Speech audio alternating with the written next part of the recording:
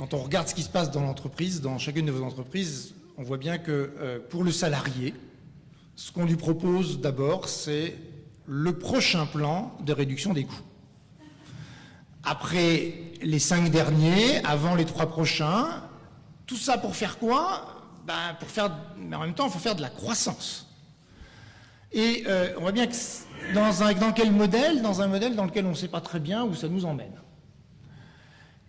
Et du coup, on se dit, mais reprenons cette entreprise et essayons de la mettre dans un contexte global de la société dans laquelle elle vit. Et ce que disent alors les observateurs de la société, qui sont beaucoup plus compétents que moi, ils disent on a un effet qui est équivalent à l'effet de la Renaissance, avec cette génération Y qui monte, avec ce nouveau mode de communication, avec ces nouveaux types d'échanges, avec une caractéristique... Ce désir d'horizontalité. Voilà, la caractéristique de cette société, c'est qu'elle est horizontale, c'est-à-dire qu'elle refuse l'autorité qui n'est pas une autorité de compétence. Elle est extrêmement souple, extrêmement adaptable, donc des groupes se créent, ils disparaissent, ils se recréent autrement. Elle est très collaborative et contributive. Elle est très basée sur l'envie des acteurs. Je fais des choses parce que j'en ai envie, parce que c'est ça qui me plaît.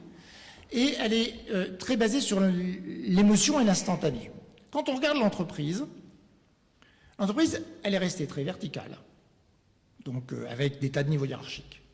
L'entreprise, elle se rigidifie au lieu de s'assouplir, avec des process, ce qu'on appelle le process. Donc ça rigidifie le système. Elle donne en fait très peu d'initiatives aux acteurs. Elle est basée sur de la performance individuelle, entretien annuel, mesures, KPI et autres.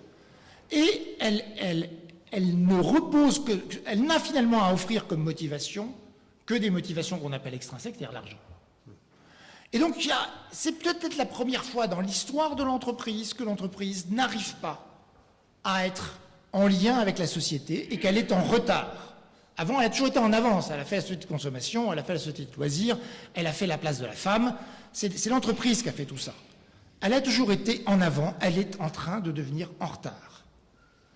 Et quand on regarde, du coup, l'espoir pour les jeunes de l'entreprise, il n'y a pas beaucoup d'envie. Il n'y a pas beaucoup, ça ne suscite pas d'envie d'aller là, ça ne suscite pas, c'est pas un lieu qui fait rêver, comme ça a été le cas pendant des décennies. On ne se projette pas, les dirigeants ne sont pas des rôles modèles. Donc on voit bien que on n'est pas dans ce fantasme-là, on n'a pas cet élan-là. Et du coup, on doit se poser la question. Alors aujourd'hui, les salariés, on les met sous contrainte, sauf que les salariés, c'est aussi nos clients. Et que si on ne prend pas en compte le fait que nos clients sont aussi en train d'évoluer de la même façon avec cette société et qu'on ne prend pas en compte la société, ben on va voir qu'on va avoir de plus en plus de mal à s'adapter.